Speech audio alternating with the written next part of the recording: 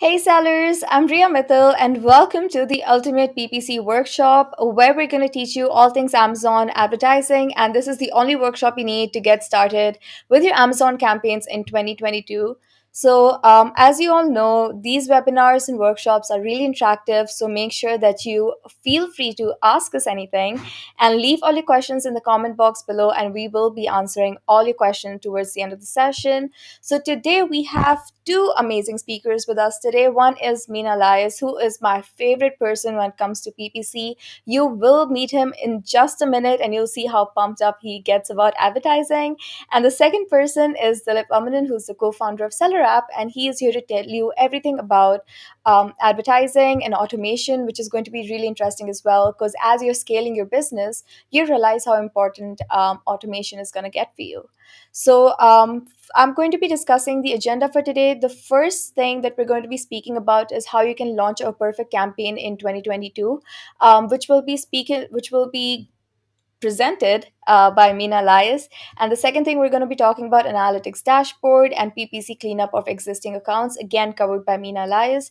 And then we're going to be having an interesting conversation with Dilip about the future of Amazon advertising, predictions for Amazon advertising in this year, and we will also be talking about automation. So I would like you all to meet the speakers now and let us know where you're watching from in the comment box below, of course. And I'm really excited for the session. This session is 1 hour long, but do not worry, you can still access it even after the session is over. It will be time stamped as well, so it's easier for you to go through the session. So now we are going to start meeting the speakers. I'm gonna get Mina up on the screen right now. Hi, Mina. Thank you so much for What's being up? here. What's up? Yeah. How are We you guys doing?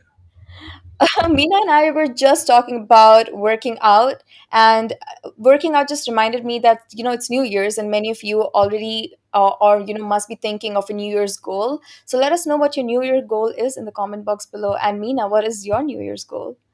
Oh man, I have so many New Year's goals, but working out, like I work out a lot.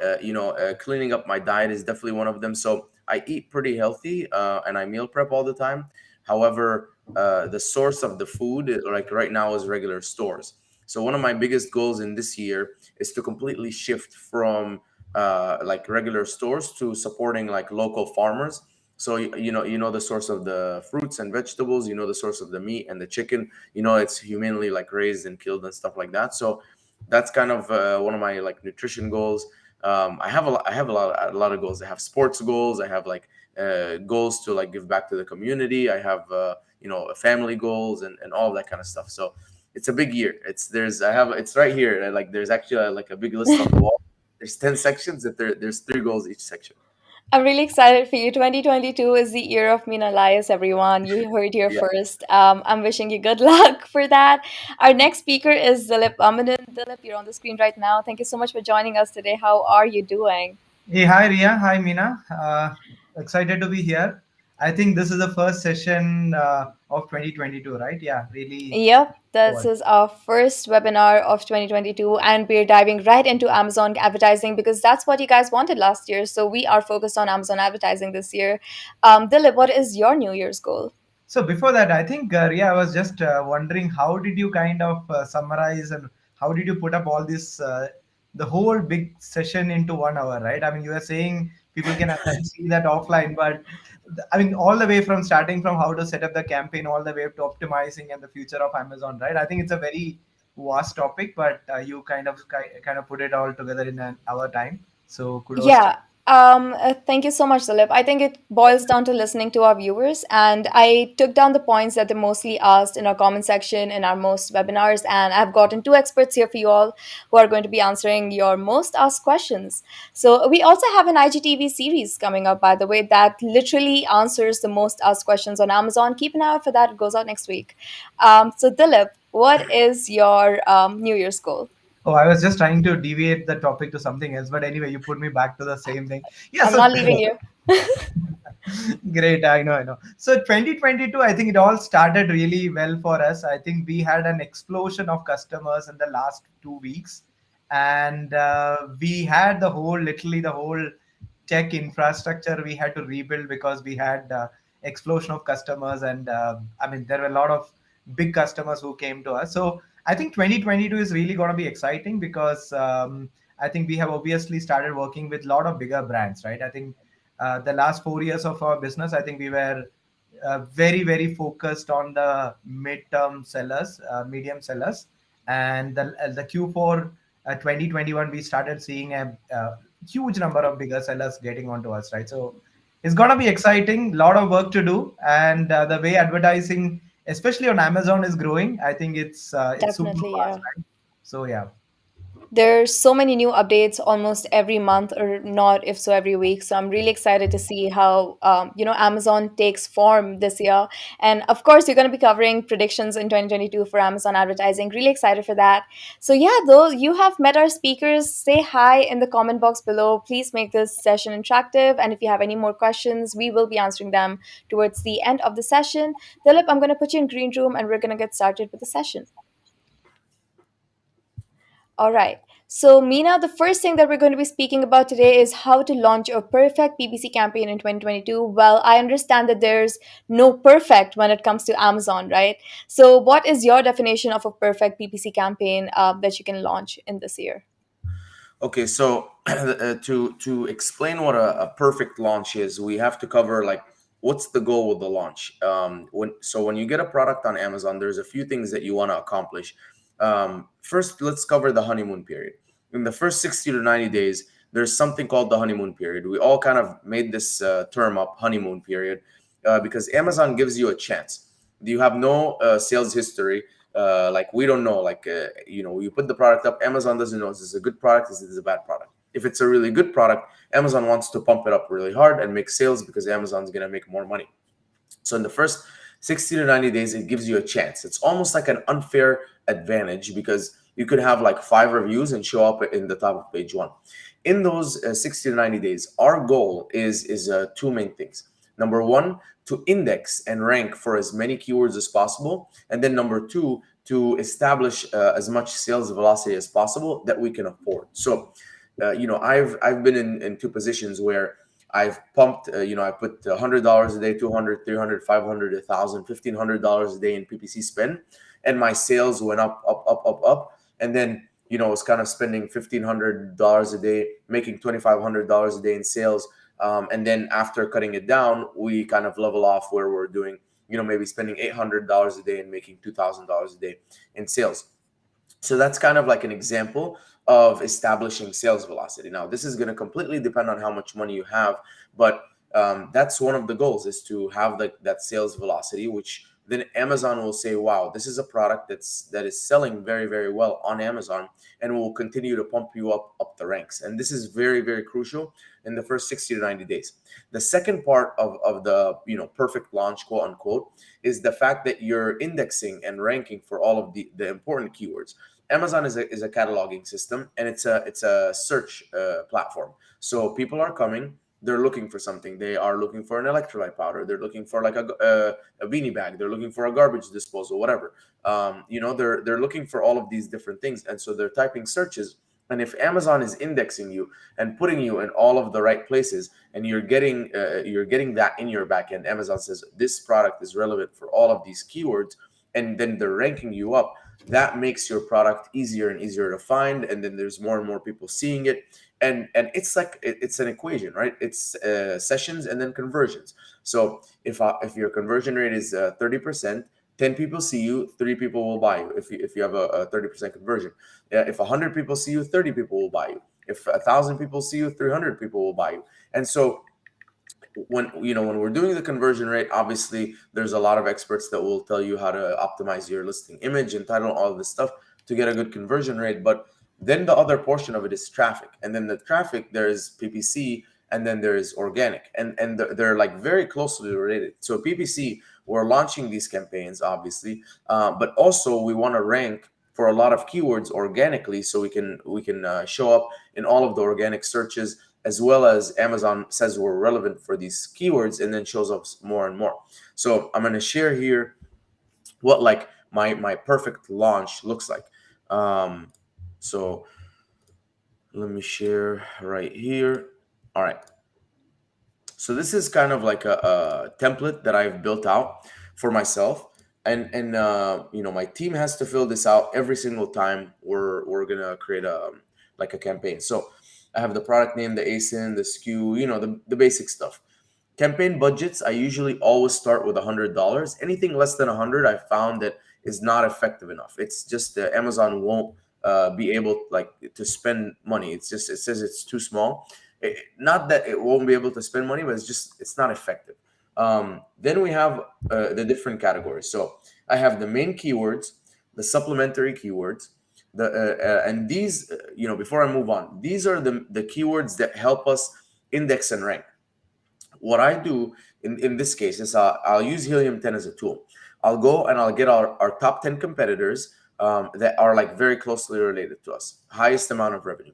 I'll do a reverse ASIN lookup in Cerebro. I'll get all of their keywords. I'll then do a minimum ranking competitors, 8 or 9. So at least 8 or 9 of these competitors all share those keywords. So if someone is ranking for their brand name, we don't care about that. We care about what are all of the competitors ranking for. Then I'll say, show me at least the ranking on position like 30 or even maybe 60 and higher. But even if I just do 30 and higher, so very, very good list of keywords. All of these competitors are ranking in the page 1 for those keywords. Then I have this nice refined list. It's usually like anywhere between 100 to 200 keywords. Those, I'll take the top 10, anything that's like maybe above 10,000 searches or 8,000 searches a month.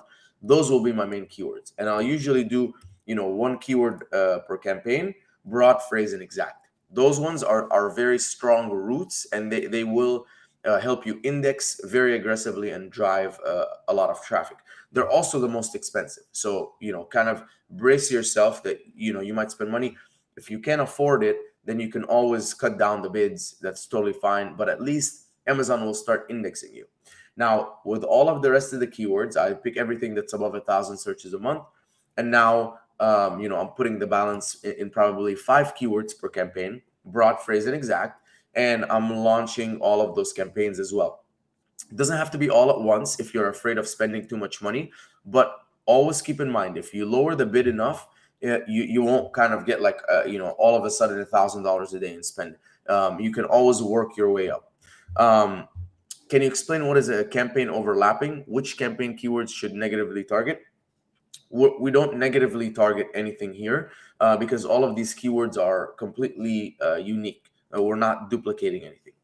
The next part is branded search terms. So the branded search terms are essentially all of the main keywords, but you add your brand name in there. So when you add your brand name in there, even though you think maybe people are not looking for you right away, possibly someone tells their friend, hey, I bought this product, or you tell your friend, hey, can you go look for my product? You want to make sure that you cover all those positions, because if you don't cover them, someone else is. So for branded search terms, we're not only doing sponsored products advertising, we're also doing sponsored brand, headline search, sponsored display, anything possible that is going to protect your brand name, we're going to launch it. Next is product targeting campaigns. So product targeting campaigns are one of the most effective campaigns. It just depends on who you're going to target. There's 2 lists of products that we're going to target. The first list is highly relevant, but also very competitive products. This helps Amazon tell Amazon, hey, we're very similar to this product. So, I'm selling an electrolyte powder, and this is the most competitive and successful electrolyte powder on the market. So let's target that one. You're not going to make good money off of it, but it tells Amazon that you're related to this product. It helps with your indexation and your organic ranking. Now, the other side of it is the really profitable ones. There's 2 things I do, and you'll see here, there's the newest arrivals and the regular product targeting. For the product targeting, I'm going into the search results on Amazon, and for whatever the top 10 keywords, and I'm sorting, I'll use the Helium 10 Chrome extension. I'll sort by reviews, and I'll target every single product with bad reviews. Now, even if they're getting 10 people a day to their listing, they have a bad review, I show up there, even with 5-star reviews, I'm going to win.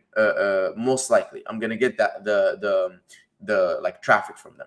So I'm finding as many products as I can that I can target that are bad reviews. And then the newest arrivals are the same thing. they're products that are in their honeymoon phase, but they don't have any reviews, or they maybe have, yeah, like they're very low reviews. Bonus if they're even more expensive than you. So if you find keywords, or sorry, if you find products that are bad reviews or newest arrivals and more expensive than you, that's amazing. That's phenomenal. Finally, we have the auto campaign. When I do the auto campaign, it's pretty simple. It's broken up into four pieces. Uh, close match, loose match, complements, and substitutes.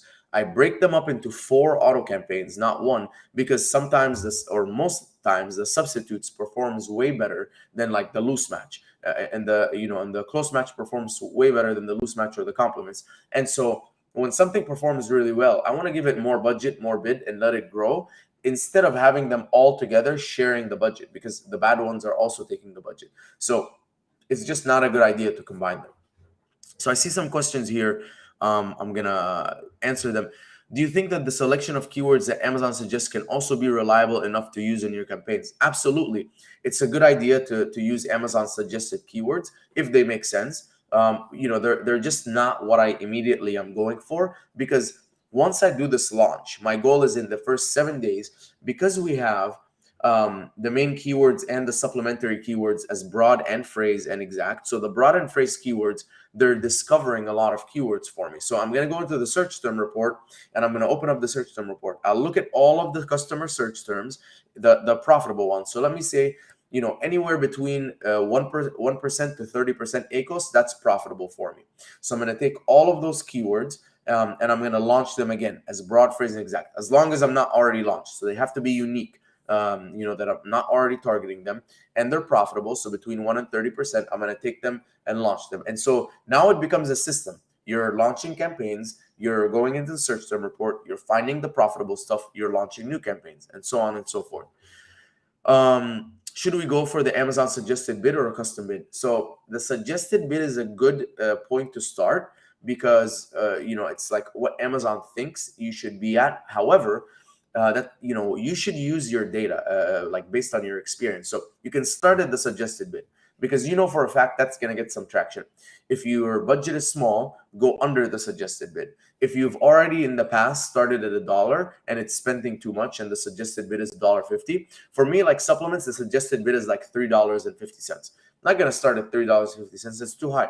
So I'll start at like maybe $1.50, and it'll be a little bit slow, and then I'll push it up and up and up, and in a couple of weeks of optimizations, now I'm at a sweet spot. It's spending and it's converting pretty well, instead of overspending really hard at $3.50 and then having to cut down. So that's essentially the quote unquote perfect launch, in my opinion. It covers a lot of things. It covers the main keywords, it covers the supplementary keywords. All of that helps you kind of like rank and index for the main and important keywords. And what you should do is that full list that we talked about that you're pulling from your competitors, go into Keyword Tracker, put all of those keywords in Keyword Tracker, and start monitoring your organic ranking.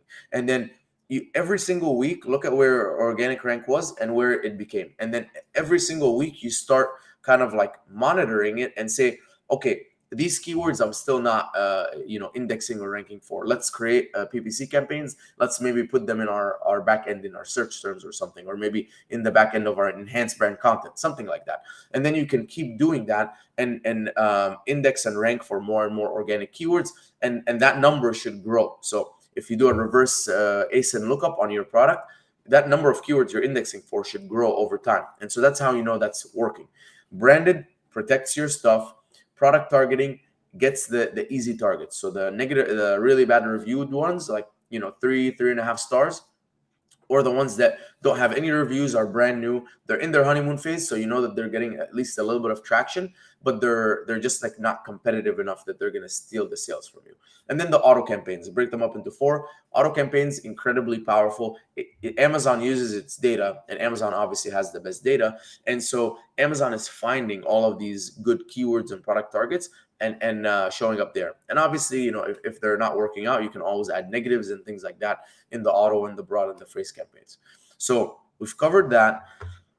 Next, I'm going to jump into the analytics dashboard. So it's very, very important to have a very clear analytics dashboard, because If you don't, then you don't know what's going on with your account. So this is, kind of a screenshot of my analytics dashboard. It has the PPC spend, the PPC sales, session, the overall sales, units, sessions, unit session percentage, which is the conversion rate, click through rate, cost per click, total ACOS, and then the price, Amazon fees, cost of goods, and the profit. So I'm going to cover everyone in a second. With the PPC spend, I want to see here how my PPC spend is going up over time. As you can see here, we went from a small amount of PPC spend to a very large amount of PPC spend. So a huge increase. Now, what I want to see is, even if I increased my PPC spend hugely, I want to see that my sessions went up a big amount as well, because what I am spending on is I'm spending to get more people to get to click on my listing. So in this case, we spent 21% more. We only got 109% more sessions. So this is kind of like saying, hey, maybe we overspent a little bit. But then we also look at the PPC sales, how it changed, and the overall sales. And then you can see here the PPC sales went up significantly. The overall sales went up significantly as well. So this tells us that our PPC is working. It's not like, our organic is going up and our PPC is not. And by the way, organic and PPC are very closely related. So you can't say that, your PPC is not causing organic sales. The PPC is causing organic sales, but we want to kind of see the relationship. If we see that the PPC is not moving at all and organic sales is moving, then something weird is going on. And we want to make sure that we're also not cannibalizing. Now, units is, self-explanatory. Sessions, that's that biggest indicator of PPC, because if our sessions are going up, if our PPC spend is going up, it means that we're launching more ads, right? And if we're launching more ads, then more people should be clicking on us and more people should be going in. But if we notice that we created a bunch of different ads, our PPC spend went up, but our sessions didn't go up as much, that's telling you that the same people are just clicking on different ads. And that's obviously not good for us, because the same person can only buy once. They're not going to, if they click on 3 ads, they're not going to buy 3 different times. So our ads should be hitting different and unique people as much as possible.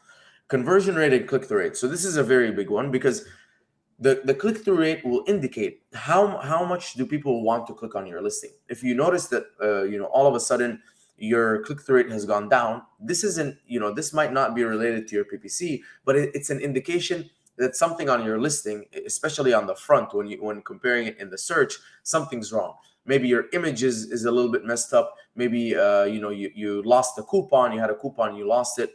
Your competitors dropped your price and your price is still high, something like that. So you have to make sure that your click-through rate is the same or going up, or else your ads are going to be less and less effective, and less and less people are going to click on it. With the conversion rate, it's the same thing. We're driving traffic to a listing. So it's very important to understand what your conversion rate is. If your conversion rate is bad, no matter how good you do, you can have the best PPC person on the planet, they can't fix it, because if they're sending 10 people to your listing and only 1 person is converting, even if they cut down your cost per click to like 60 cents, you're still spending $6 to acquire 1 customer. Now, $6 to acquire 1 customer, if your profit is like $8, you're essentially not profitable, So if your conversion rate is high, then you're able to drive more and more traffic and more people convert, and you get more and more sales. And if you notice your conversion rate drops, then it's like, hey, something happened here.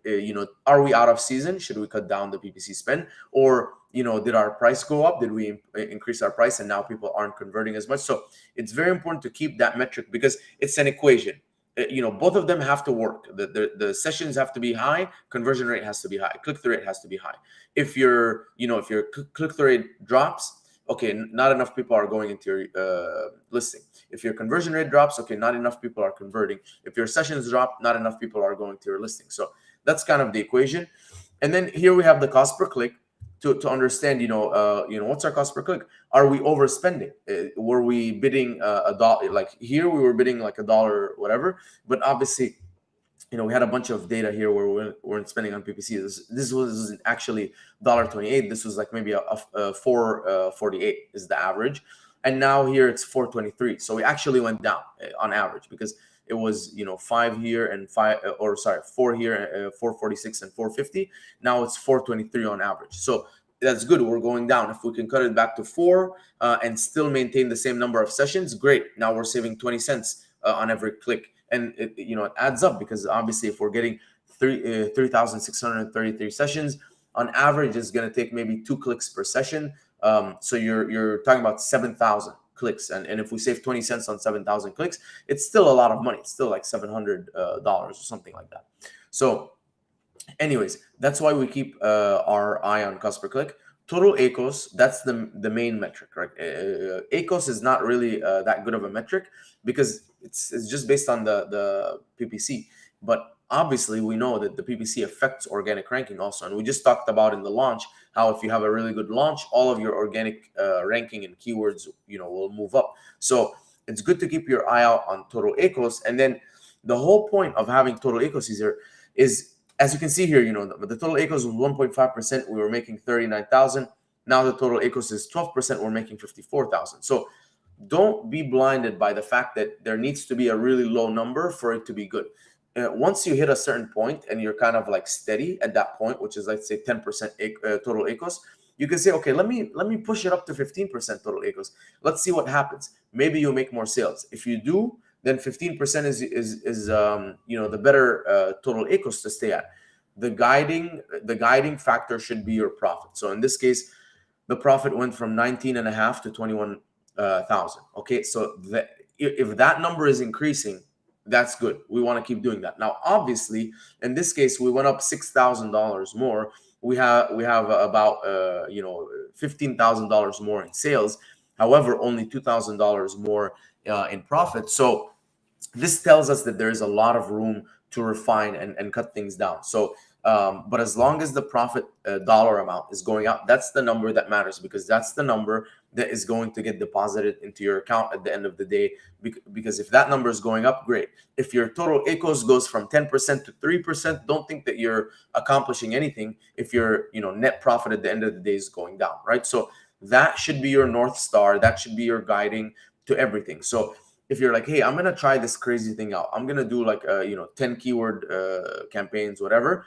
Look at your profits. Is the profit going up? If it is, amazing. Keep doing what you're doing. And again, everything that I'm saying here, this is just kind of some strategies that I've tried and have worked, and it's all fundamentals. You can change it however you want, as long as you understand how the metrics are changing. If your sessions are going up, if your conversion rate is staying the same, if your click-through rate is staying the same or improving, for both the conversion and the click-through rate are improving, and then if your profit amount is improving, keep doing whatever you want. So you can say, okay, Mina's strategy is to do this. You can say, I heard another strategy, whatever, Elizabeth, Destiny, someone has this new strategy. You try it out and you see, is the profit dollar amount going up? If it is, that strategy is working. Keep doing it. If it's not, then you know that strategy didn't work. So that's kind of the analytics dashboard on my end. And then I know we have a few minutes to cover the final thing, which is how to look at your account and clean it up. So should Yeah. we cover some questions first? I think that would be great. So let's start with Graphic Miner. And they say, "Hey Mina, what's one thing that you can do differently with PPC in 2022 that you could not do earlier?" Okay. So what are some new features? So the sponsored brand, has updated a lot of their features, and they're becoming really good, and sponsored display as well. But you're now able to do a lot of retargeting. You can do audience targeting. So this was released very late 2021, but you can now target your audiences, which are basically people who visited you, or people who visited your competitor, or people who purchased you, or people who purchased your competitor, and you can do different time intervals. So that retargeting feature is amazing. It used to be only available to DSP, but now it's also available on PPC. So retargeting is great, because you know that they built some interest, or that they're interested in someone else's product. So that's a really cool feature. Also, in the bulk operations, you weren't able to rename campaigns. You weren't able to optimize like some sponsored brand stuff.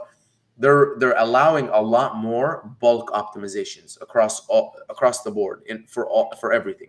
So That's new stuff. That's really exciting. It's going to make PPC management a lot easier. Also, they are now releasing the whole filters, so it's pretty good now. I think it's all released. But in the past, you had to go in and click at every single campaign to change stuff. Now it's very simple. You can say, okay, show me all of the keywords in one campaign. Filter by anything that has a ACOS of greater than 35%. You can select everything, and then you can lower the bid by 5 cents. You can lower the bid by 10%, whatever you want. So they're allowing you to do a lot of features a lot more in Campaign Manager. I think it's going to get to a point where even they have rules now. They have automated rules and bidding and budget rules and bidding rules. So I think it's going to get to a point where Amazon is going to develop very strong features that it's going to make it easy to use the Campaign Manager. Obviously, PPC software is always going to continue to innovate and be better, and listen to the needs of the customers. But this is just a good sign that Amazon is listening to what we're saying. That is an amazing answer. And of course, if you want to be updated on what's happening on Amazon, we do have posts that regularly go out on our LinkedIn, Facebook, and other social media platforms. So do not forget to follow us for regular Amazon updates. Moving on to the next question, Mina, Amazon Learner is asking if we have limited budget for PPC, which specific campaign type would you suggest that will be effective for rankings? If you have a limited budget, I would say stick to broaden phrase first, because broaden, auto broaden phrase. Auto obviously is the most important one because it's using Amazon's data and it can also discover profitable search terms for you. Broaden phrase is the same thing. Like broad can discover a lot of profitable search terms. It can also, find some things that are not so profitable. But if you do just exact, it's kind of a shot in the dark because you don't know if that keyword is going to work or it's not going to work. If you do broad, then at least Amazon's using its data and saying, okay, we think that, according to our customer data or whatever, these keywords are going to work well. It's going to convert this product. And then they start showing your product for those new keywords. And then you can go into the search term report and find those profitable ones and start extracting them and launching them. So, but with exact, I mean, it either works or it doesn't work. And if it doesn't work, then you kind of just spent money and you didn't get any additional data other than, hey, this keyword doesn't work. So that's kind of what I would do is definitely the auto. Definitely the product targeting, the one with the bad reviews, right? Because if a product has bad reviews, you show up under there, there's a very high chance if someone clicks on you, they're going to convert, and they're not going to convert on that one. And then tending more to the broad because it will help you discover the profitable stuff. That was an amazing answer. And now we will be moving on with PPC cleanup of your existing accounts. But before that, remember that this is a very interactive session as you guys are already making it. So if you have any more questions, feel free to ask us anything. And before we move on to Dilip, we have one more topic left. And Mina, I am handing it over back to you. PPC Awesome. cleanups of your existing accounts.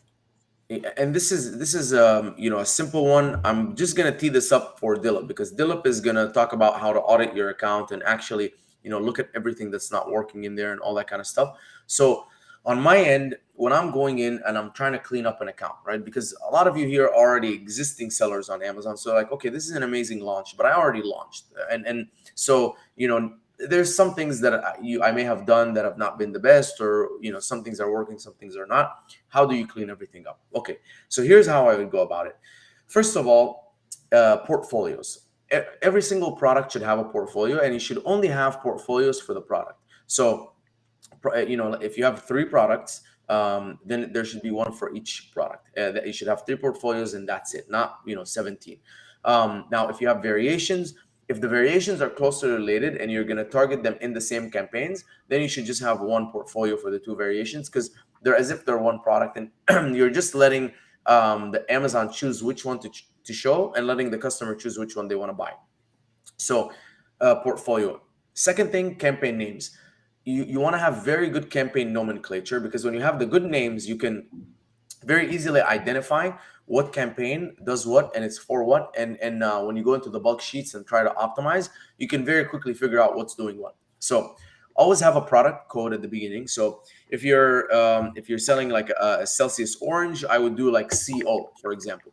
So CO space dash space and then the rest of the name. Now, what's the rest of the name going to be comprised of? Is it auto? So if it's auto, then it'll be either close match or loose match or complements or substitutes. Is it keyword targeting? If it is it going to be broad and or phrase or exact? And if it's keyword targeting, what's the source of the keyword? Is it the search term report? Is it the main keyword? Is it supplementary keyword? Whatever it is. So put the match type and then put what's the source of the keyword. Now, if you have 10 main keywords, then it'll just be main keyword 1, main keyword 2, main keyword 3. If you're doing individual keyword campaigns, you could just have the name of the keyword right there. So it'll be exact and then whiskey stones, or exact and then electrolyte powder, whatever. So that's how I would name it. If it's product targeting, you can say PT and then space dash space and then the source of the product targeting. If it's a category targeting, make sure you name it's a category targeting. If you're doing product targeting 3 stars or less, make sure that you say product targeting 3 stars or less. This way you can actually go and look at all of the campaigns. Maybe, hey, I want to see all of my product targeting campaigns, and then you see all of the PT 3 stars or less campaigns are performing really well. You're like, oh, I see a trend here. So the names are very important. Next is I'm going to move in and I'm going to look at the budgets. Okay, how are the budgets? Are they like $10, $20? Anything to me under $100, I noticed that the budget, Amazon will throttle you. So it's gonna say, okay, your dollar, you have like $1 per click or something like that, right? And you have a $10 budget, so you can only show up, you only get 10 clicks. So I'm gonna say, okay, this person can't afford that many clicks, so let's just show them a little bit here, a little bit there. This is kind of what I'm seeing. I obviously don't know how Amazon thinks, but you have $100 budget and a dollar bid, so they're like, okay, let's show them as many places as we can within that bid. So if someone is bidding higher than you, they're going to show you under it, but you get as many placements as possible. Now, then when you realize, okay, maybe my bid is too low, I need to increase my bid, and so on. So budget is the next thing. Then I go into the campaigns. How many ad groups do you have? If you have multiple ad groups, again, it's a problem because you have the budget and the budget splits between the ad groups, and you have no control of how Amazon's splitting those budgets. So you're putting 100% here, 90, 10, 50, 50, who knows, right? And so that's why I like to keep it single, like a single ad group. If you're one of the ad groups is not working, just turn it off and take all of the keywords and relaunch them. If you have, and now it comes to the point where, okay, we have some ad groups are working, so I'll open up the ad groups and I'll see how many keywords are in. There's a lot of keywords. Again, this is another one where, okay, there's a ton of keywords. Are they working or are they not working? If something is working, don't turn it off. But if it's getting 0 impressions or whatever, turn on, or very low impressions, no clicks in the last 30 days, turn them all off. Pretend that you haven't even been targeting them with PPC, and relaunch them in new campaigns. So this is an easy way to clean everything up. You're like, okay, here's all of the ad groups. They have 50 keywords. Only 5 of those keywords are converting well. All the other ones aren't. Turn all those off, and let's start relaunching them in new campaigns. And so that's how I would go about cleaning it up. And then you eventually get to a point where, okay, you turned off everything that's not working. Only the stuff that's actually profitable is still on.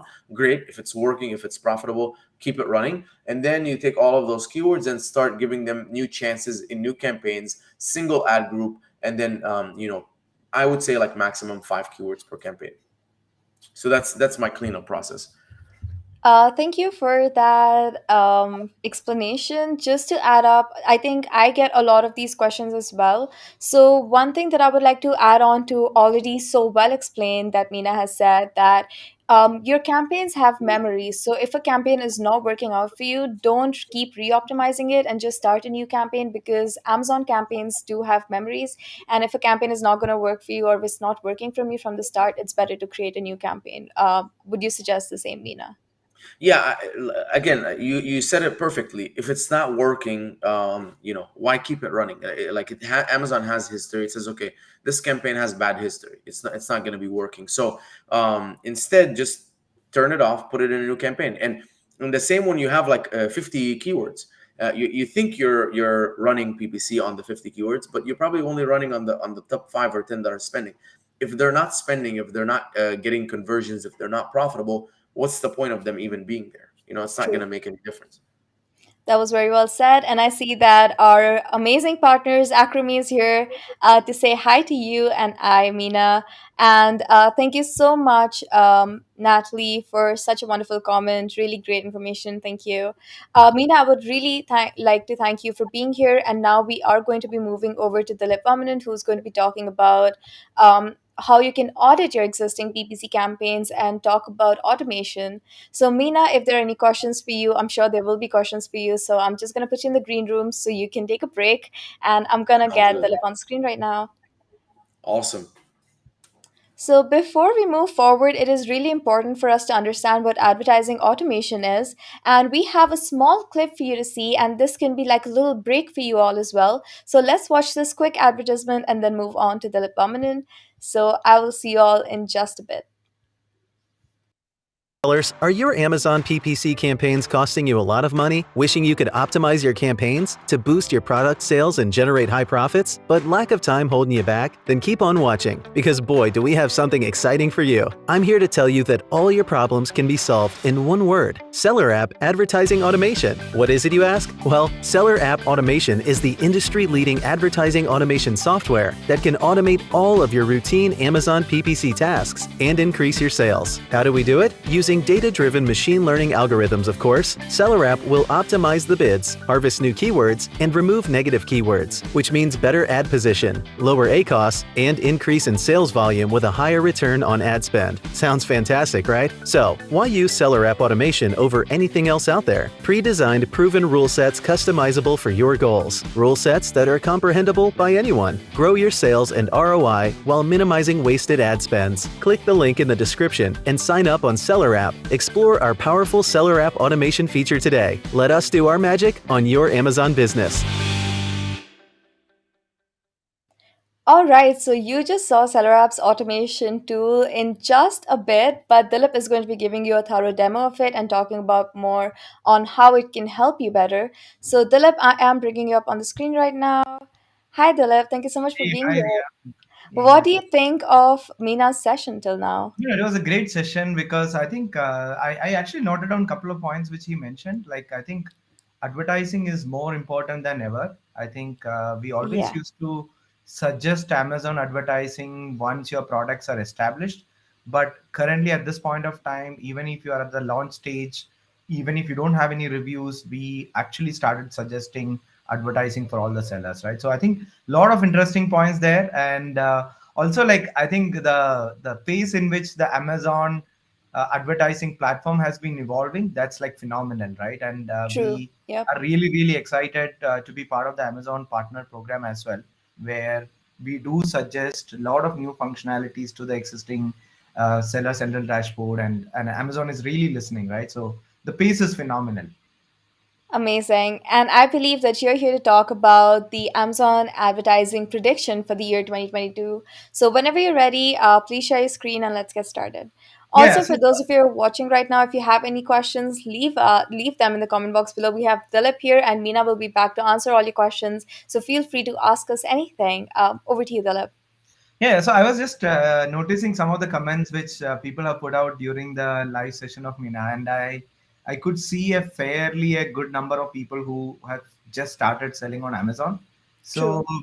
I think let me just start with the story so far, right? So Amazon advertising, at least in my case, like I've been noticing very closely from 2015. So it's been close to 6 years right now, and I used to run another startup which was again in the ad tech domain, and Amazon was very very small back then, right? I mean, when you talk about advertising, always like all the brands and all the bigger sellers, they used to put a huge amount of budget more for Google, Facebook, and other ad networks, right? And Amazon used to be a very very small pie at that point of time.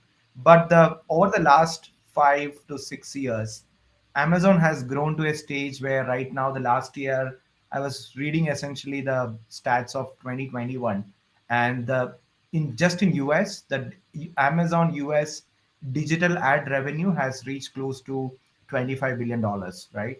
So this has been a phenomenal rise of close to 55% year on year, right? So that's close to 11. And one more very important thing is it's close to 11 to 12% of the overall digital advertising market of in US, right? So Amazon is a significant player right now. And another very important significant difference which we have seen is a lot of advertising had to do with a lot of SMBs and small and medium scale size sellers out there. But I think 2021 is the first year where we saw a lot of large multi national, I mean, bigger brands spending a considerable amount of budget on Amazon, right? So this has surely led to a lot of fierce competition. Like 2021, we already saw all the bigger brands. So we in fact got a lot of this bigger CPG brands coming out to us and saying that, hey, we are just worried only about the fill rates, right? Any keywords in my domain, I really want to be in the top, right? I want my ad to be shown, right? So it's also 2021 is the first year in the history where larger multinational brands started investing heavily on Amazon, right? And that might be also a reason for this 55% increase or compared to the previous year, right? And also the last and so Q4, I think we already expected the Q4 to be lower than expected for most of the medium and large sellers, because obviously the first two quarters we saw a significant breakdown of the supply chain and other stuff, and Q4 we already saw a lower than expected demand in most of the categories, right? I mean, other than a couple of categories like toys and other categories, we saw a lower than expected demand. And this also had to do with the spends of users. We could already already understand that the spend is going to be very conservative this year, and that was actually taken forward, right? So let me share my screen, and so I'm going to use around two to three different tools today for my session. So I think all of you who has seen me over the last 4 years know, I think almost all my presentation starts with this slide. So this is one of my most favorite and most interesting slides for me. So so when you talk about us out there, you really need to understand the different uh, phase of the journey, right? And people start obviously with a search journey where they are searching and identifying the right product to sell, right? And many of you who are attending this session are still in the beginning of the journey where you're still researching and scouting for the first product. I think that's where there are a lot of good softwares like SellerApp out there, which actually can help you to get the initial set of data points to help you, right? And we also took a decision last year to obviously open up our platform for most of the smaller sellers, right? So if you are in the beginning journey, you just started, I think it's the right time because you have platforms like SellerApp, which is available for you completely free, no strings attached. You can come sign up with us and start using the platform, right? So the most important thing here in the search journey is going to be essentially the main data points like, am I going to sell a product which is going to give me a decent profit margin, right? So I think in one of the earlier videos we actually discussed about the rule of thirds, because one third of your overall overall price you basically have to put for your profit margins. And many sellers enter a category, and once they enter the category, either they understand the demand is not up to the mark or the profit is not up to the mark, right? But ensure that you are in a category where there is a significant customer need and the profit margin is there. And this year obviously, like, due to all the supply chain issues, I think the sourcing is also a very very significant factor, because a lot of local sourcing has come into picture right now, and people have actually started sourcing from local manufacturers and local suppliers. So that's also a very important trend we are seeing in 2022, right? So once you start selling a product, and once you get the basics right, what I'm saying about the basics right, in the sense you create a decent listing, you get a good listing with lot of you put a significant effort in terms of identifying the right keywords, and you are also optimizing your listing. And once your version one of your listing is up and running, I think that's where the advertising comes into picture, right? And you have obviously Wine and other programs of Amazon, which will essentially help you to get the initial ratings and reviews. But again, it's very very important to get your listings right, and also you also looking at a long term, because you're not just going to sell one or two products, right? You really want to expand and make yourself as a brand which is like, which people can actually recognize in the future, right? So you really start with that whole long term gaming picture and create your first listing. And see, in our case, like we have close to 300 million keywords which we have captured over a period of last 4 to 5 years, and we try to understand the kind of product which you're going to sell, and then kind of suggest you keywords. And again, you have wide range of functionalities, wide range of features which will help you to further shortlist your keywords, right? It can be based on the relevancy, it can be based on the search volumes, it can also be based on the seasonality, which season which keyword will work. A wide range of function data points are again available on SellerApp dashboard, which will help you to further essentially shortlist your keywords. I think Mina has given an excellent framework where he helped you to essentially create that initial set of keywords. So that's the first step. So you created the listing, and then once you start running the advertising, yes, the budget is going to be super crucial, right? And Amazon, I think it's the same experience for us as well. Like we have seen, when you have a very small daily budget or the overall budget, the campaigns generally don't perform well, right? I mean, can the campaigns can either not perform well, or you will take a larger amount of time frame to understand what really works for you, right? And you really want to shorten that time period, right? Like you don't want to spend weeks and months and to understand what works, what keyword, what search term can work for you. You really want to understand this as soon as possible, right? So that's why the initial budget is going to be crucial. Again, depending on the category, like we obviously suggest all the way from $100 to up to $500,000 as a daily budget for you to start when you start launching the product, right? So that then the next point is obviously gonna be really going in depth and understanding. That's where the auditing comes into picture, right? That's my next topic, right? So you have captured a significant amount of data about your campaigns, about what's working, and then now you really look deeper into the data, and then you understand, right? So I have two different softwares which essentially I use. The first one is obviously a free tool, which is called Amazon. If you search for Amazon PPC audit tool, and okay, forget about all the advertising. You basically you get the first tool out here, which is essentially a free tool, which is from which we have generated for you. So this is the first tool which can actually help you to audit your campaigns. And the second one is obviously the old school approach, or the normal approach, where you either go into the Seller Central, you download your search term reports, you download your business reports, and then you trying to understand. I mean, put your different pivot tables, and then put your different sorting and filtering, and then understand what works for you, right? So the newer approach again, which you can actually do is, in addition to the free tool, is essentially the SellerApp dashboard, right? You can. So I have just tried to connect a new account with SellerApp, so you can log into SellerApp. As I told you, it's a you can, without entering a credit card, you can come and register with the platform. And once you register to the platform, you can connect your Amazon's advertising account. It takes all the way from 15 minutes up to around 3 hours to essentially sync your data for the first time. So this is obviously a demo account, where once you connect your account, the first thing you see is actually all the various data points around it, right? So let me actually go into the auditing part. So so I generally do auditing as a 5-step process. So let me first take you through the 5 steps, and then we use both these softwares, like the free tool as well as the Seller App dashboard, to essentially use the auditing of your account.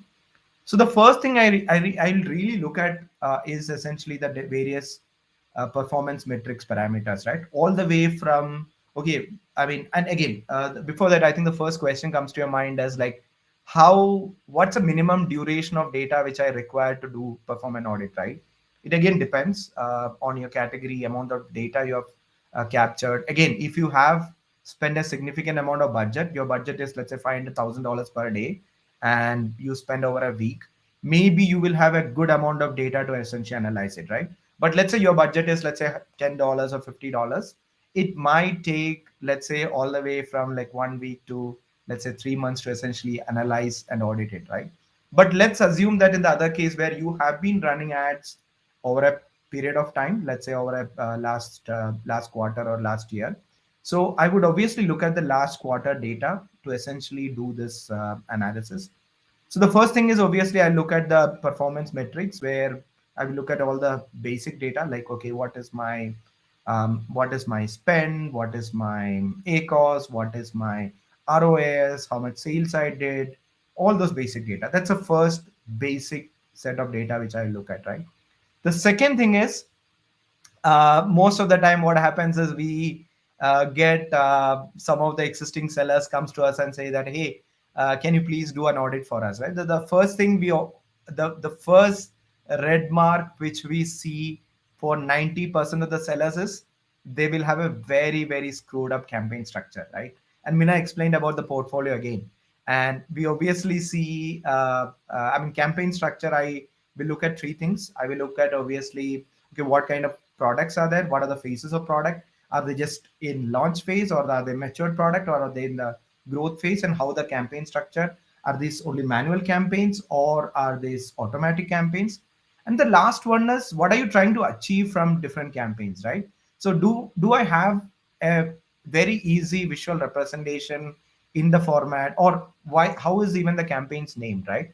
So in 90-95% of the chances, the new accounts which we see will not follow any of this, right? And it will take, and obviously if the account is a bigger and it has a lot of data, it will probably take weeks to essentially bifurcate and decipher and then understand like how what is really working for them, right? So campaign structure. Then the next thing is to look at the different kind of ad. I mean, I will try to assess the different ad targeting, what kind of how what kind of automatic campaign, what kind of manual. Again, when I demo the free tools, you will actually understand that. The next one is analyzing your keywords. Like I think we briefly touched upon that. And then the next one is, and I will obviously look at the bits and try to give suggestions in terms of how do you further optimize the bits, right? So let's go into one by one in detail.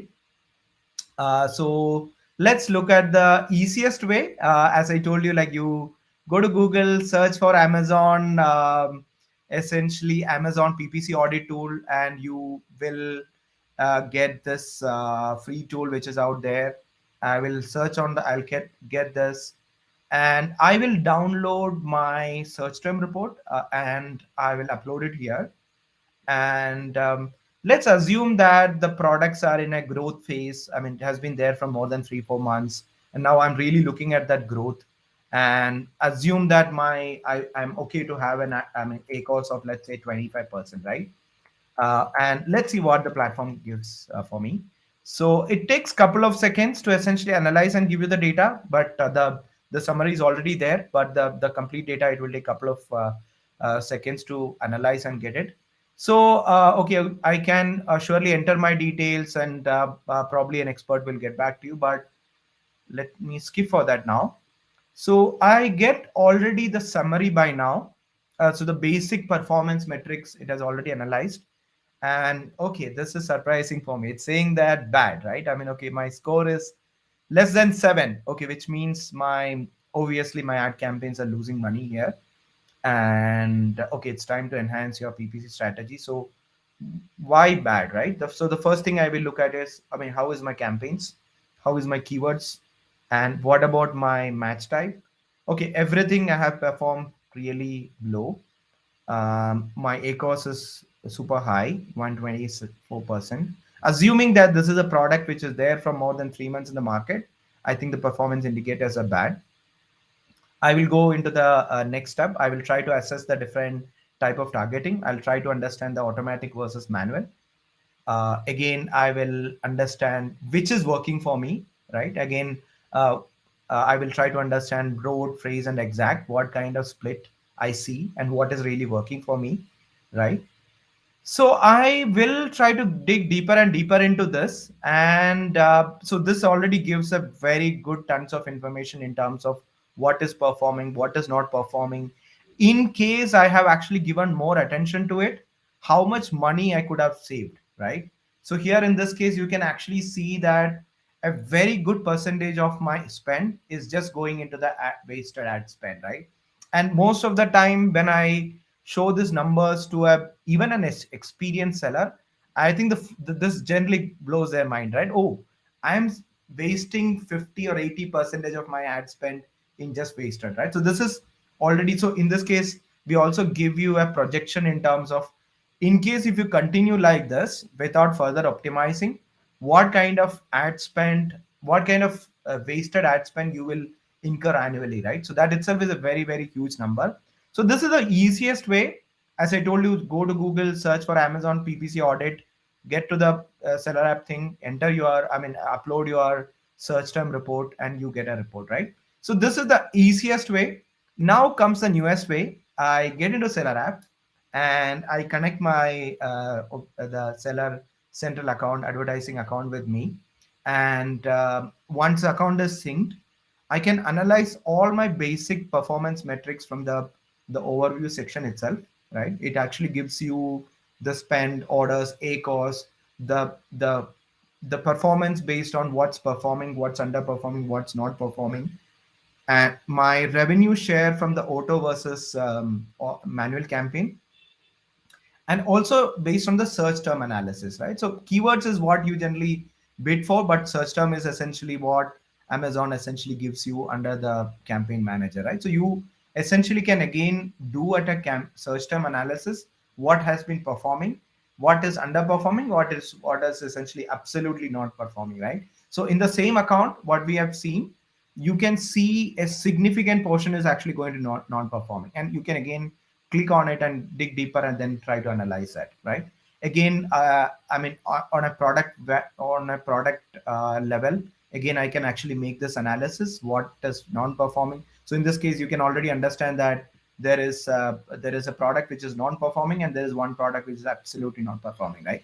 Again, and this is one metric which I look at very closely because I really want to understand whether my conversion funnel is improving, right? Whether my ads are giving me more and more impressions, whether the number of clicks are increasing, and my orders are obviously increasing, right? So because it gives me a very, very detailed input, because I can always understand if I don't get the impressions, I know the problem might be with my bids, my budget, things like that, right?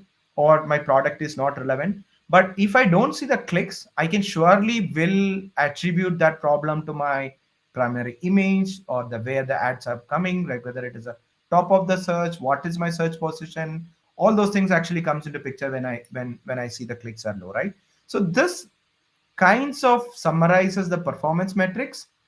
Then comes essentially the campaign structure, right? So you can go to your campaign manager. Again, if you go to Google and search for best campaign structure, so our I think our head of marketing, Ari, has written an amazing blog about how to structure your campaigns and how you can also use the portfolio very effectively, right? Amazon portfolio can be really powerful if you really understand and then start using it.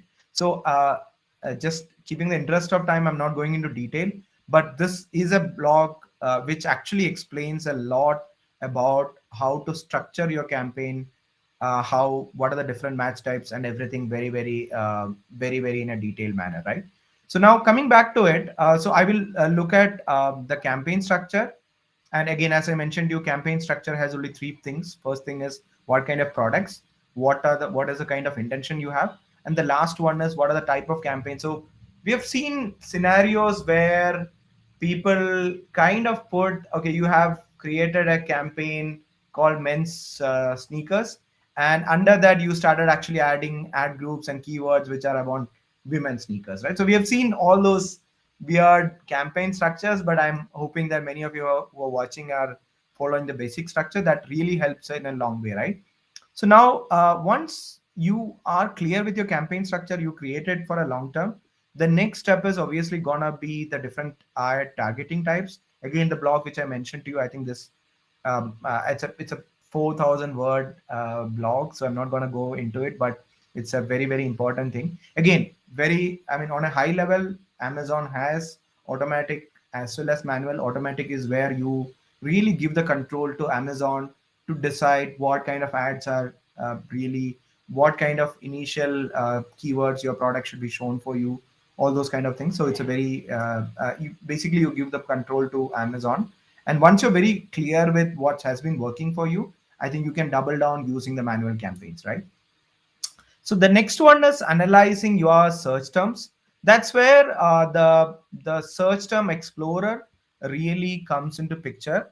So I would always call this as a Excel of Excels, because we have seen this, essentially we have created it by seeing the real pain points of sellers, right? I mean, sellers, we have seen sellers creating a lot of macros and pivot tables on the top of top of excels and create doing all this stuff. I mean, we have seen that pain point. I think when we are also managing accounts, we have seen this as a huge pain point. That's where essentially search time explorer come into picture, where it does an Excel of Excels. It actually helps you to understand data in a much simpler way from a top level. If you really want to go dig into deeper and deeper, I think search term explorer really helps you, right? So that's the next thing.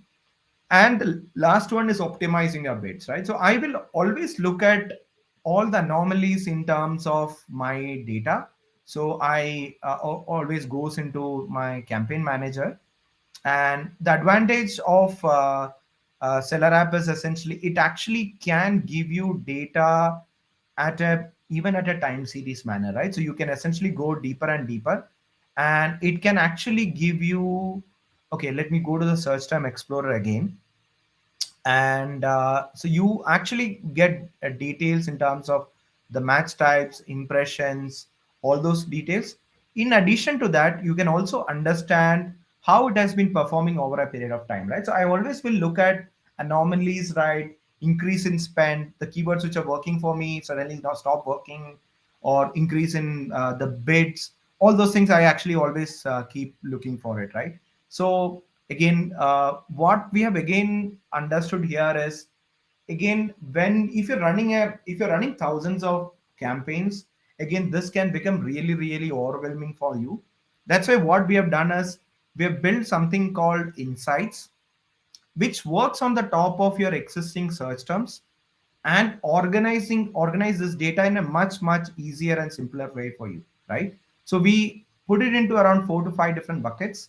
One is the keywords which are not working for you, the keywords which are working for you, the keywords which you should, the search terms which you should really look closer into, which you can actually move from your auto campaigns to the manual campaigns and get more visibility into it, or things or search terms where you need to really improve your targeting, where you need to look at bid optimization. So we have organized into this 5 or 6 buckets, and it's very easy, right? And again, you can come here, you can take an action, and the action will immediately happen. So in this case, in some of the keywords, you can obviously see there has been significant number of clicks, and there is significant amount of spends, but either you don't see sales, you don't see orders. So in this case, the best you can do is you can actually go and mark negative, right? And the change will be right applicable from the immediate next moment on the seller central, right? So this is one of the most used features in our seller app, because every day you can spend around 10 to 15 minutes of your time, and this can actually make changes for you very fast, right? Again, same thing essentially again with positive keywords and auto to manual and bid optimization. Again, all these are very very useful features which can help you to save time as well as make changes as early as possible, right? So now, okay, I'm not going into further into detail here, but I hope you guys understood the gist of it. So now, let me go into the next topic, which is okay. I had prepared as around 20-25 slides, just keeping the interest of time. Let me just go deeper into the next phase.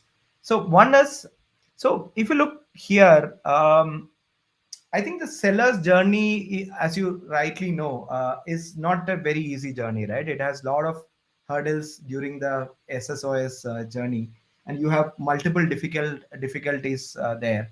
That's where essentially a platform like SellerApp can actually come into picture, right? I mean, in the other case where you will work with Excels and you create your own tables and you put your macros, and it takes ages to essentially make any kind of analysis and insights out of it. A platform like SellerApp, what we have done is we have actually collected, captured a lot of data over a period of time, and it's made available for you in front of you, right? You search, you add your product, you track your product, the data is available in front of you, right? So what we really focus on is to essentially provide you the right insight intelligence at the fastest possible way, right? So that you can focus on other things, you can focus on your sourcing, you can focus on your new product launches, your sourcing and other stuff, but we focus on your insights and intelligence and all the things which are very very data centric, right? So now let's come to that automation part, and this is very very crucial. And I think Mina was explaining this. I think a lot of, and Amazon itself understood the significance of it, and you are seeing a lot of automation capabilities available on the advertising console itself, right? And it's a very very welcoming move because it actually saves a lot of time, and it also saves a lot of efforts for you, right? So I think a very very simple maths problem here. Ria, if I'm running out of time, please feel free to inform me so that I can actually faster it up. So Yeah, you have 5 more minutes, Dilip. perfect. So I'll five to try to six finish minutes. off in the next 5 minutes. So simple Perfect. maths problem. Let's assume that I'm just a beginner. I just launched my first campaign with just one ad group, and let's say with that 50 keywords are there, right? I just assume that in this case it's a manual campaign, right? I know really what keywords can work for me, so I have taken 50 keywords. Let's assume that to understand the data, to I mean optimize the keywords, optimize and understand what's working, it takes around 20 minutes for me every week, right? Very very conservative numbers. I know it can take much longer for most of you, but again, let's assume that I know my stuff and I take 20 minutes, right? And when I have 10 campaigns, I'm gonna take, and I have one, again same one ad group and 50 keywords, I'm gonna take around 3 hours of time, right? I mean, into, I mean, 200 minutes roughly. I mean, 3 hours of time. Let's say when I grow further, I have multiple products, I have multiple campaigns, multiple portfolios, and multiple products in different phases. And I have, let's say, 50 campaigns, 5 ad groups, and different keywords, or I mean, hundreds of keywords running out there. And this is very conservative. Again, you might have thousands and thousands of keywords, but again, let's assume that 100 keywords. It will take me approximately 3 days per week to essentially optimize my campaign, right? So with functionalities like insights and automation, I'm telling you, this is not, it's not like automation will help you to completely takes your hands off, but it will save your time from 3 days to 15 minutes of time, right? And we are very, very proud to have more than 7,000, 8,000 sellers who are using our automation features daily and saving this 3 days of time and moving into 15 minutes of time, right? So it's very, very important. Automation is super important. It saves time. It helps you to get the insights at the right time. It is very contextual, right? You can obviously create different automation rules based on the context of your product. And last and most important thing is about the platform will save and store the history for you, right? You really want to understand what's working. And if after some point of time you really want to look back, you want a look back window and you want to see what has been working for me, the history tab is something which actually helps for you, right? So again, automation doesn't mean that you can take the hands off. It will really help you to create a strategy and let the platform execute that for you, right? So now, how do you set up automation, right? So there are four different. The last one, the custom is obviously for an advanced seller, but all of you who are essentially small and medium, I think that the first three rules are going to help you. The first one is, as the name suggests, it helps you to save the time, save the money, right? Money saver. You say that, hey, I really want to save money, or I want it to, I mean, whatever is not working for me, please mark those keywords negative. and move on, right? First one, money saver, obviously the easiest one to set it up. The second one, the ROI. I really know what really I want to achieve from my campaigns. I want to achieve a certain ROI. I want to make my ACOS as 30%, 25%. You specify those targets and let the magic happen and let the platform do that for you, right? Again, ROI is something which you will actually start utilizing more and more when your product is in the growth phase, not in the launch phase. Launch phase, you are looking at essentially maximum visibility, understand what has really worked for you. ROI is something where you really specify what you really want, and the platform automatically helps you to achieve the target, right? The last one is keyword target harvester, which will obviously help you to identify, mine the keywords, and also you can also, when there are we have seen sellers using it very effectively to increase more visibility for your product, right? You are getting obviously sales from certain set of keywords. Now you are looking at essentially increasing your visibility.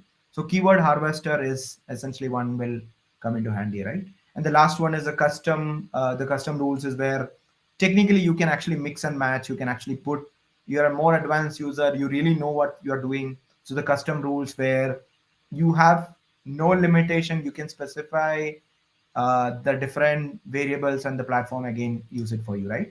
So the beauty of a platform like SellerApp is it really works for you 24 bar 7, right? And we, for some of the bigger sellers, advanced sellers out there, we have actually made it in such a large frequency that no human can essentially match this, right?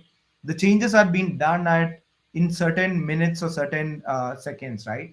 So based on the data, based on how your ads are performing, the platforms are actually making changes in certain in a frequency like 15 or 20 minutes of time, right? So this is technically impossible for a human person to match, right?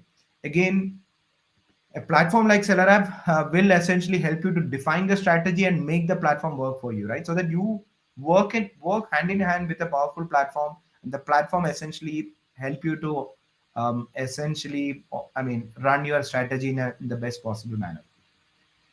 So again, just keeping the interest of time, I'll quickly go through the thing, and I think I'm more or less done, Ria. But I'll just go through the automation. It's a very simple process.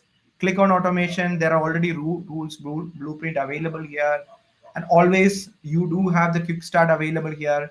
Click here. Okay, again, Ria is out there. You can see all the videos out there, so you can actually go through automation, how to set up automation. You can click on this quick start and it can actually help you. So either you can create from an existing template or you can create from the scratch, right? So it's all the way all, it's a very easy process.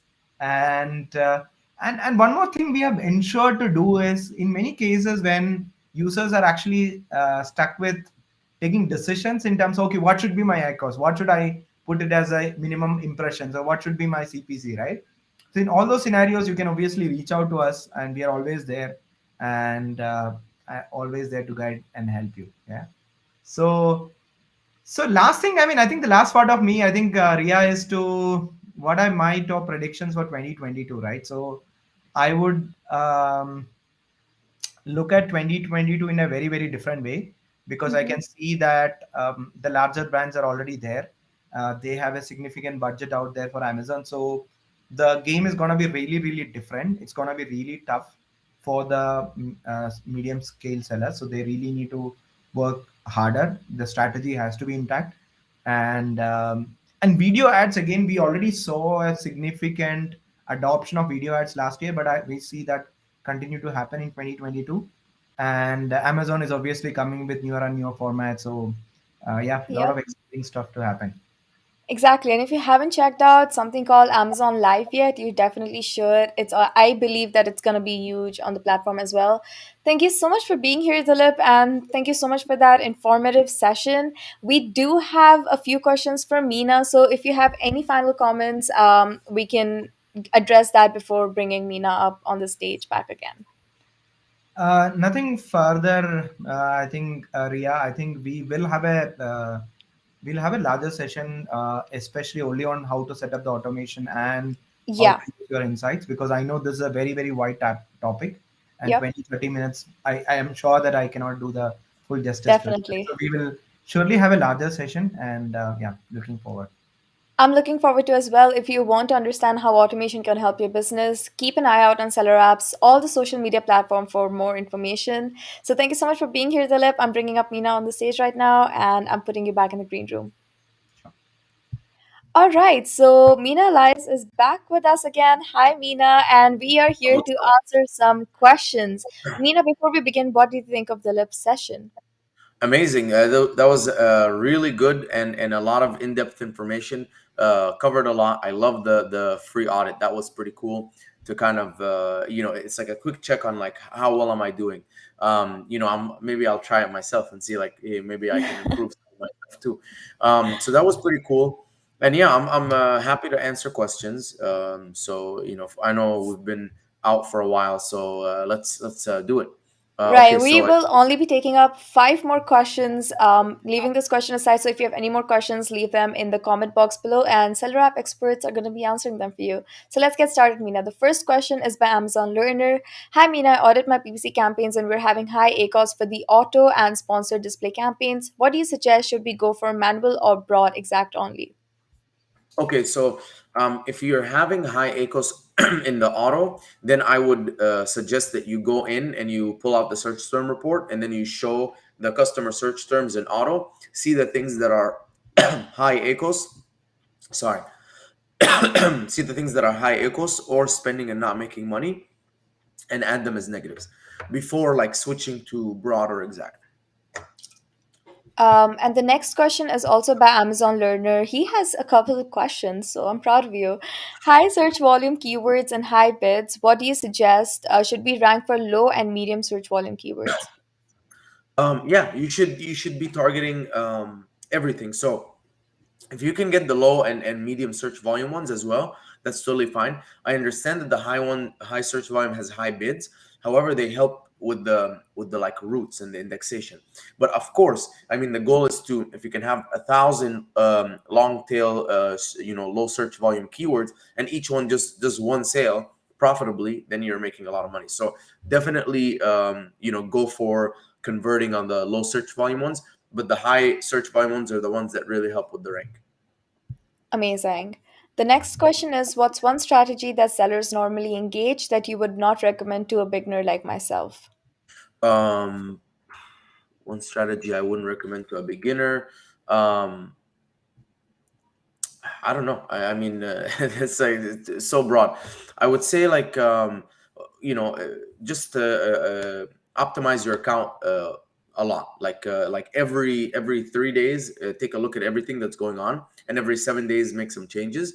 Optimize the bids, look at the search term report, extract the profitable ones, launch them, identify the non-profitable ones, add them as negatives, optimize the bid by placement if you're having good performance in certain placements.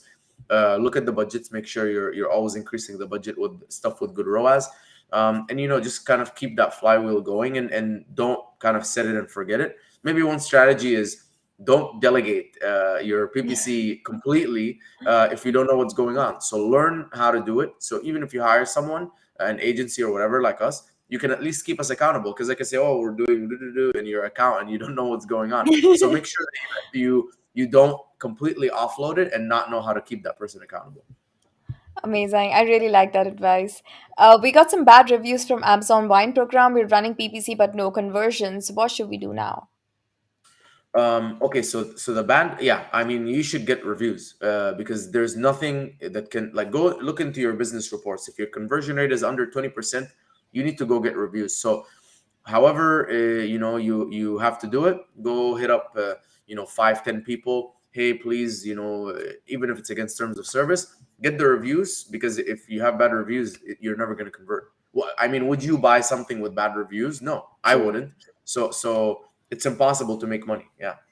Also, if you're wondering how to get reviews, we have a session coming up with Ecom Engine that's going to be talking about just that.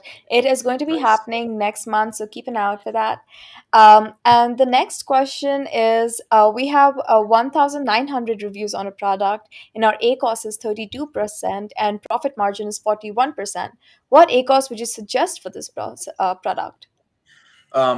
There's no answer. So the answer is, if your ecos is 32, shoot for 38. Okay, see what happens at the profit. You should have a really good analytics dashboard.